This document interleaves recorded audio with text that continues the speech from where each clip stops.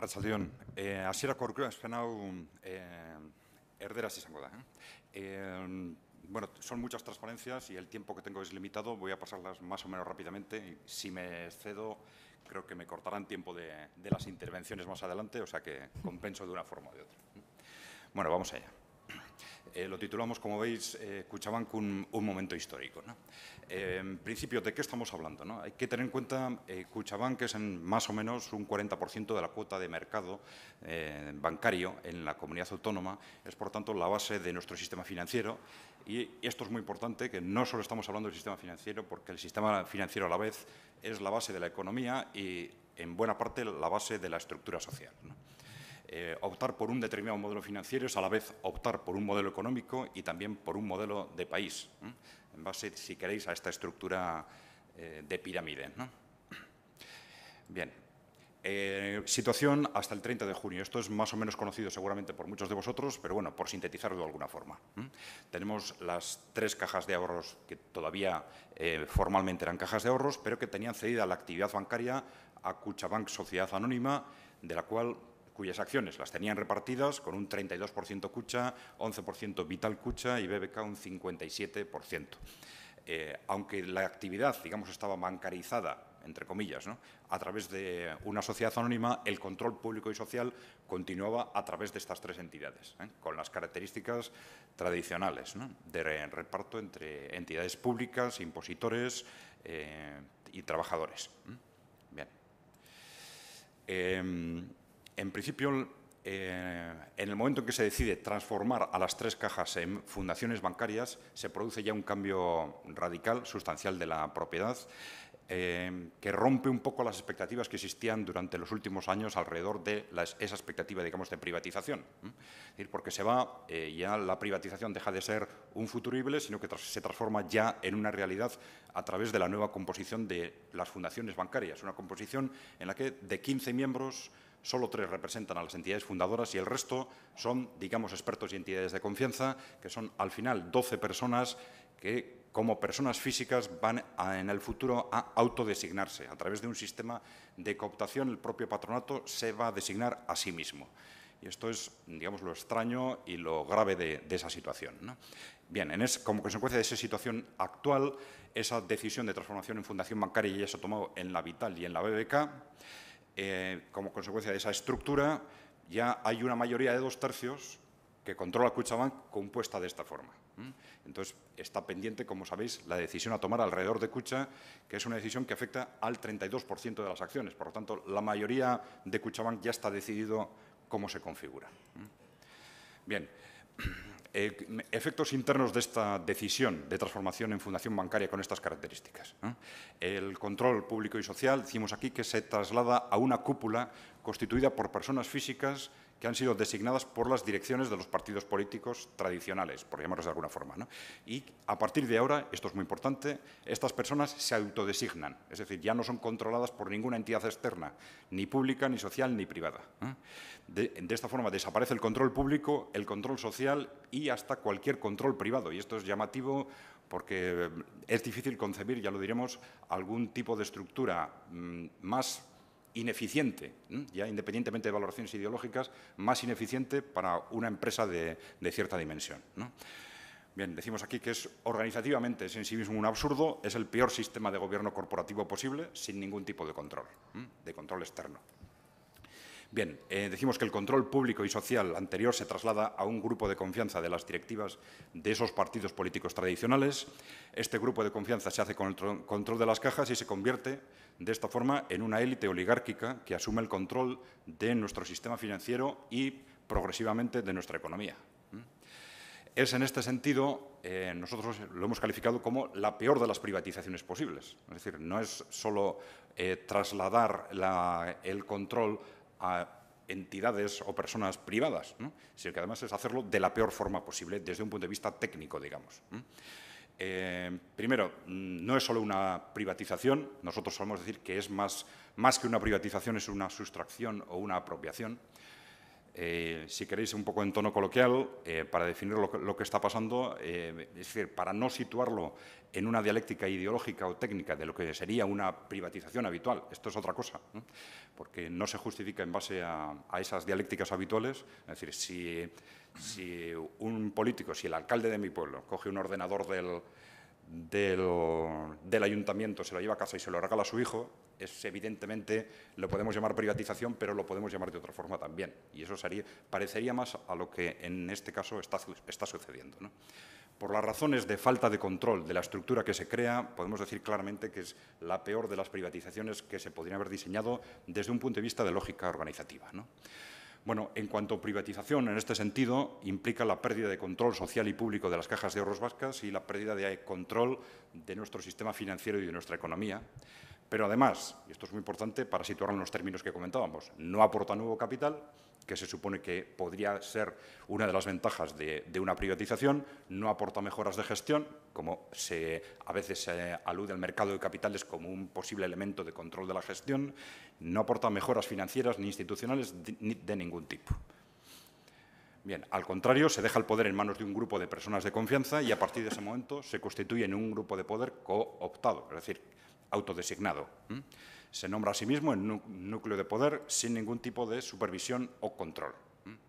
Bien, junto a los problemas que tendría una privatización a través del mercado de capitales, no tiene ninguna de sus ventajas y, ya decimos, desde el punto de vista del gobierno corporativo, es una entre las posibles estructuras de gobierno corporativo para entidades de cierta dimensión, es la peor quizás que se nos podría ocurrir.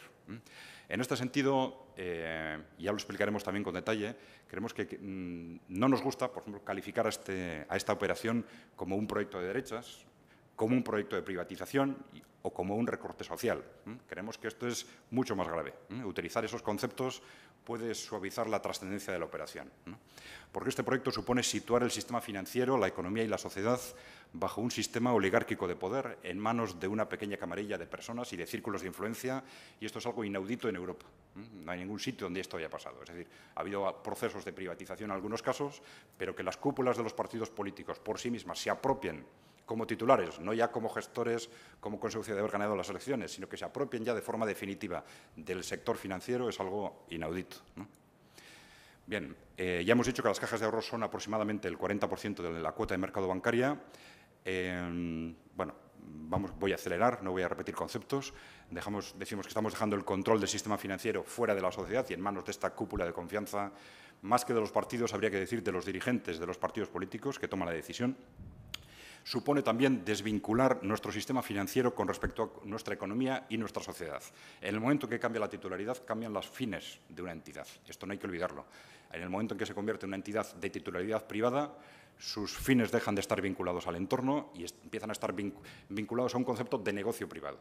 Y el objetivo fundamental, cada vez más, se empieza a volver la rentabilidad de esa propia estructura, independiente de cómo o dónde se consiga. Esto supone también perder el instrumento más importante del que disponíamos para hacer frente a la crisis y que seguramente no se ha utilizado precisamente porque ya se ha estado contemplando que al final esto se iba a convertir en lo que se ha convertido ya, en un negocio privado, ¿no? Bien, es una operación que no solo desestructura nuestro sistema financiero, sino que nosotros creemos que es destructiva para nuestra economía, ¿no? ¿Por qué? Porque el sistema financiero deja de ser ya un intermediario entre el ahorro y la inversión para pasar a constituir un fin en sí mismo. Los gestores de Kutxabank creemos que ya lo están anticipando. Han estado trabajando durante estos años, como decíamos, como si Kutxabank fuese un patrimonio privado y, como consecuencia, pues se han notado de una forma evidente en el momento en que más necesitábamos contar con nuestro sistema financiero, se ha notado una evidente indiferencia frente al tejido social y productivo, desinversiones estratégicas, inversiones especulativas, en cualquier parte. Tenemos la operación Cajasur, todo ello ha sido, independientemente de que se haya gestionado bien o mal, que se ha gestionado bastante mal, pero solo se explica dentro de esa lógica de considerar ya las cajas de ahorros como algo que va a ser un negocio privado, ¿no? Bien, hay que tener en cuenta lo que supone lo que estamos haciendo a través de esta operación, ¿no? Podemos hablar en Europa de dos tipos de modelos bancarios, el modelo, si queréis, lo que se llama el modelo anglosajón o el modelo oligárquico, en el que el negocio bancario es un fin en sí mismo y, como consecuencia, la estructura económica tiende a la financiarización, a dar más peso al sector financiero que a la economía real, a la desindustrialización y a un poder político dependiente del sector financiero. Y luego hay lo que se ha llamado el modelo europeo o el modelo continental, basado fundamentalmente en cajas de ahorros y cooperativas de crédito, en el que la banca es fundamentalmente un intermediario entre ahorro y tejido productivo con control social o público, ¿no? Y en el que el sector financiero, evidentemente, apuesta por la economía real. Este modelo europeo continental es algo absolutamente claro en que para todos los países que apuestan por la economía real. Saben que es imposible apostar por la economía real si no hay un sector financiero enraizado. Y ese enraizamiento se consigue a través de cajas de ahorros y cooperativas de crédito fundamentalmente, independientemente del peso de la banca pública, que también hay que tenerlo en cuenta, ¿no? Pero veis aquí los países claves de Europa continental. En el conjunto de Europa, entre cajas de ahorros y cooperativas de crédito, que en este sentido cumplen una función similar, pues es aproximadamente un 40%, un 55% en Francia y un 60% en Alemania, ¿no? Es decir, una cosa es lo que está pasando en España, que es, en este sentido, está siendo el mundo al revés, pero estos países tienen muy claro que esta es la estructura que tienen y esta es la que tienen que tener. Y defienden este modelo a toda costa, porque saben que su industria y su economía productiva depende de esto, ¿no? España, decimos, es el mundo al revés, y eso es lo que constantemente nos están bombardeando los medios de comunicación. No vamos a entrar a valorar aquello, pero sintéticamente, mientras en España se cuestionan las cajas de ahorros, en la Unión Europea lo que se está cuestionando es la banca privada, que es el gran problema.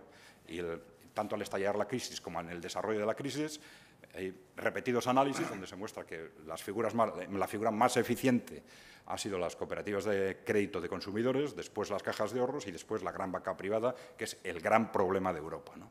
En España ha habido a la vez una consolidación, lo que se ha llamado consolidación, una obsesión por el crecimiento que nadie entendía, mientras que en la Unión Europea el problema han sido esos bancos que eran demasiado grandes, ¿no? Bien, decíamos, para nosotros privatizar una caja de ahorros saneada no es una apuesta de derechas, ¿eh? No es una apuesta de derechas. ¿Qué queremos decir con esto? En Europa el modelo de cajas de ahorros y cooperativas de crédito es apoyado sin fisuras por izquierdas, por derechas y por centro, por empresarios y por trabajadores, ¿no? Esto quiere decir que privatizar una caja de ahorros saneada, que es lo que se está haciendo aquí, es una clara apuesta oligárquica, es mucho más que una apuesta de derechas o de izquierdas, ¿no? Es una apuesta oligárquica por poner al final el sistema financiero y con él la economía y la sociedad al servicio de una élite financiera o político-financiera, ¿no? Bien, el modelo bancario público, privado o social es esencial no solo para la economía, sino también para el modelo sociopolítico. Y esto es muy importante tener en cuenta para ver lo que nos estamos jugando con este tema, ¿no? Las entidades bancarias no controladas social o públicamente, ellas mismas acaban controlando a la política y a la sociedad. Y esto, si no hacemos algo para remediarlo, para evitar lo que está pasando, lo veremos muy rápidamente, ¿eh? ¿Cómo? Pues a través de la financiación o las subvenciones a partidos y sindicatos, a través del control de los medios de comunicación, a través de la publicidad, uso indirecto de la obra social, etcétera. Bueno, de esta forma, esto lo tenéis reflejado en este esquema, ¿no? El sistema financiero, a través de los medios que tenéis arriba a la derecha, préstamos, donaciones, publicidad, participaciones en medios de comunicación, puestos directivos. El sistema financiero, cuando es un sistema privado y controlado por grandes bancos fundamentalmente, acaba controlando a los partidos políticos, a los medios de comunicación y a los gobiernos. Y la oligarquización de la sociedad se hace casi inevitable. La razón fundamental, vamos a intentar depurar un poco el debate, que se está utilizando es que estamos obligados y fundamentalmente se está utilizando esta razón porque no hay ninguna razón que justifique esta barbaridad que se está haciendo. Como no hay ninguna razón, nosotros ya dijimos, bueno, no estamos obligados, pero van a seguir diciendo que estamos obligados porque es la única, aunque sea mentira, porque es lo único que pueden decir y porque no tienen ninguna otra razón, ¿no? Pero bueno, en síntesis, ¿no? No es cierto que sea algo impuesto por Europa. No es cierto que sea algo legalmente obligatorio, no es cierto que sea ni siquiera una imposición política ni del Banco de España ni del Gobierno central. Desgraciadamente, es una estrategia premeditada y pactada, ¿no?, de sustracción o apropiación de nuestro sistema financiero y con él del control de nuestra economía y del control de nuestra sociedad. Bien, esto estamos aquí repitiendo que la obligatoriedad, en definitiva, lo que está siendo es un pretexto a falta de cualquier argumento, ¿no? Decimos, cuando no hay obligatoriedad, porque ni es obligatorio incorporar accionistas privados, ni es obligatorio transformarse en fundaciones bancarias, aunque se optara por la fundación bancaria, no es en absoluto obligatorio utilizar ese modelo de entregar todo el poder a los partidos políticos históricos, digamos. Bueno, desde el punto de vista de alternativas técnicas, lo primero que hay que decir es que no es un problema técnico. Ya hemos dicho que no es cierto que lo que se está haciendo sea obligatorio ni necesario, es un problema de voluntad política. Creemos que puede haber distintas alternativas técnicas, yo creo que eso está bastante claro. ECAI Center ha propuesto varias de forma repetida. Desde una perspectiva ideal apostábamos por las cooperativas de crédito con participación pública cualificada, que es el modelo francés que se utilizó en Francia para las cajas de ahorros. Las cajas de ahorros son a la vez cajas de ahorros y cooperativas de crédito en Francia, ¿no? Pero eso desde un punto de vista ideal. Pero sí es cierto que ahora, en este momento, necesitamos alternativas que sean fáciles de visualizar y de consensuar con rapidez, pues a niveles sociales o políticos, ¿no? Y en este sentido pensamos que la propuesta de la Diputación Foral de Guipúzcoa de cesión de acciones a Diputación y Ayuntamientos es una alternativa seria, eficaz y realista, que puede servir para conseguir esos acuerdos a corto plazo, ¿no? Bien, de cualquier forma, no hay que perder de vista que la decisión de Guipúzcoa en sí misma no es suficiente. Ya hemos dicho antes que Álava y Vizcaya se han configurado ya como fundaciones bancarias y, por lo tanto, esa, digamos, prevista élite oligárquica, esa no, ya es, en la medida en que se ha hecho con el poder, ya es una élite oligárquica que ya se ha hecho con el control de Kutxabank, tiene ya el poder mayoritario a través de estos porcentajes que comentábamos, ¿no? Entre la Vital Kutxa y la BBK tienen el 68%, luego ya tienen mayoría de 2/3 sobre Kutxabank. Con lo cual, si se consigue una configuración distinta para Kutxa, esa configuración no tendría efectos ni a la hora de incidir en la actividad financiera y ni siquiera en la cuantía que se destina al Fondo de Obra Social. Sus efectos serían fundamentalmente a la hora de distribuir esas cuantías que se hayan adjudicado a Kutxa para la obra social. Eso no quiere decir que no sea importante en sí mismo, ¿no? Pero para situarlo en el contexto global. Bien, esto es lo que ya hemos dicho de palabra. Lo que quiere decir es que si se llega a una solución distinta para Guipúzcoa, y eso políticamente podría ser muy importante, por supuesto, sería necesario plantear su extensión a las 3 cajas, ¿no? Bueno, independientemente de que lo que hemos expuesto ya, digamos, se ha realizado o se está realizando como consecuencia de la transformación en fundaciones bancarias, tal como se está haciendo, hay además posteriores riesgos de dilución del poder. Decimos, a través de Vizcaya y Álava, el poder ya se ha trasladado a esa cúpula de confianza de los dirigentes de los partidos políticos históricos, pero al nombrar a estas personas, los partidos políticos, digamos, en principio van a controlar estas fundaciones de hecho, pero no las controlan jurídicamente, las controlan porque han nombrado a personas de confianza. Pero ese control de hecho no sabemos hasta cuándo o en qué medida va a durar. ¿Por qué? Pues porque en cualquier momento puede perderse esa confianza personal, pues en base a distanciamientos personales, políticos, nuevos alineamientos, intereses personales, teniendo en cuenta de qué entidad estamos hablando, que mueve 70.000 millones de euros de activo. Cambiar la voluntad de una persona en base a un préstamo o en base a un puesto de trabajo puede ser lo más fácil del mundo cuando esa persona no depende de una entidad externa, cuando está ahí en base a, digamos, a derecho propio. Bien, hay en este sentido 3 factores que hacen prever una deriva imprevisible del poder en Kutxabank. Primero, lo que hemos ya comentado, que los partidos tienen el poder fáctico, pero no el jurídico, que está en manos de esas personas designadas y que eso tiene una evolución imprevisible. Segundo, que las fundaciones bancarias están previstas precisamente como un instrumento que va a ir viendo recortada su capacidad de control de los bancos. Esto está previsto por todos los analistas y por declaraciones políticas, ya se ha dicho repetidamente, que es así. Es el mismo proceso, además, que sucedió en Italia, ¿no? Las fundaciones bancarias va a haber sucesivas normas que vayan recortando la capacidad de control de las fundaciones bancarias sobre los bancos. Y el tercer elemento es esa prevista incorporación de accionistas externos en la que nuestros líderes políticos una y otra vez están defendiendo, sin que aclaren muy bien el para qué o el por qué, pero con distintos argumentos parece claro que hay una voluntad de incorporar accionistas externos, lo que supondría dejar una parte del poder en sus manos. Con lo cual, tenemos 3 riesgos de posterior dilución del poder, independientemente de lo que ya se está haciendo con las fundaciones bancarias. El primero, las personas físicas se independizan progresivamente, en una tendencia aparentemente lógica. El segundo, los límites legales progresivos a las fundaciones bancarias. Y el tercero, la incorporación de accionistas externos. Bien.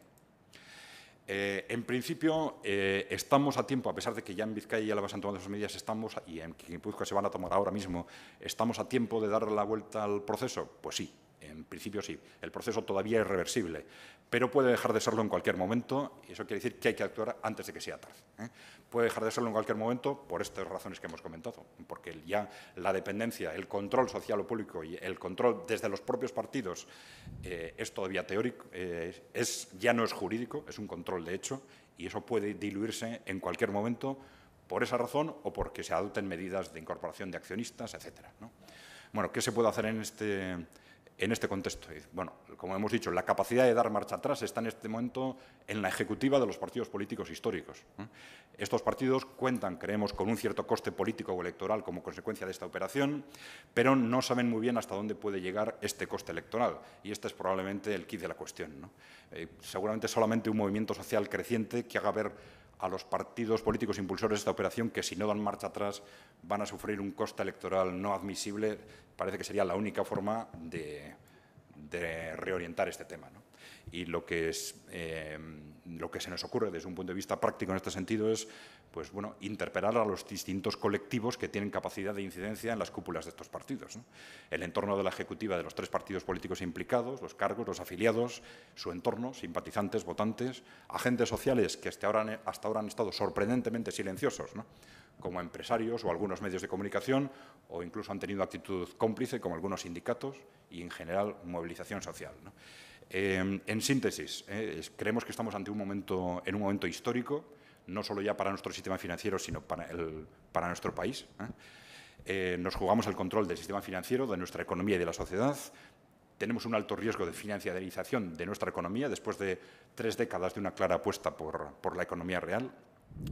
Tenemos un riesgo evidente, que puede ser inmediato, ¿no?, de establecer un poder fáctico oligárquico sobre empresas, instituciones, medios de comunicación y partidos políticos. Creemos que es necesario apelar a la ética personal y a la responsabilidad individual y colectiva de ciudadanos, partidos políticos e instituciones antes de que sea tarde. Y hay que, como decíamos, en nuestra opinión, interpelar al entorno de las ejecutivas de los partidos implicados, afiliados, simpatizantes y votantes, agentes públicos y privados, y movilización social, desde nuestro punto de vista, sería las vías posibles de reorientar este tema.